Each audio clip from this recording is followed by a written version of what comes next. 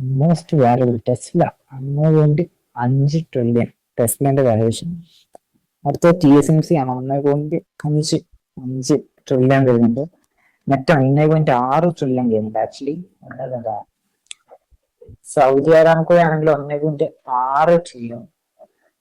പിന്നെ ബ്രോഡ്കോം ആണെങ്കിൽ 1.7 trillion. Broadcom Amazon ആണെങ്കിൽ 2.6 ട്രില്യൺ വരുമ്പോൾ ആൽഫബറ്റ് ആണെങ്കിൽ 3.3 ട്രില്യൺ. മൈക്രോസോഫ്റ്റ് ആണെങ്കിൽ 3.8 ട്രില്യൺ. ആപ്പിൾ ആണെങ്കിൽ 4.02 ട്രില്യൺ. NVIDIA ആണെങ്കിൽ 4.3. ഇപ്പൊ 5 ട്രില്യൺ അടിച്ചിട്ടുണ്ട്. 5 ട്രില്യൺ അടിച്ചിട്ടുണ്ട്. അല്ല, 5 ട്രില്യൺ അടിച്ചു. ഞാൻ സ്റ്റോക്ക് താഴേക്ക് വന്നാണ് കാരണം ഈ അടുത്ത് PTTയിൽ ഇറങ്ങിയിട്ടുണ്ട്. പിന്നെ അതേപോലെ തന്നെ മറ്റേ ചെന്നൈന്റെ ബെറ്റ് ഒക്കെ ഉണ്ട്. NVIDIയയിലുള്ള ബെറ്റ് ഒക്കെ. അപ്പം നമുക്ക് പറയാൻ പറ്റില്ല അത് എത്ര ആക്ച്വലി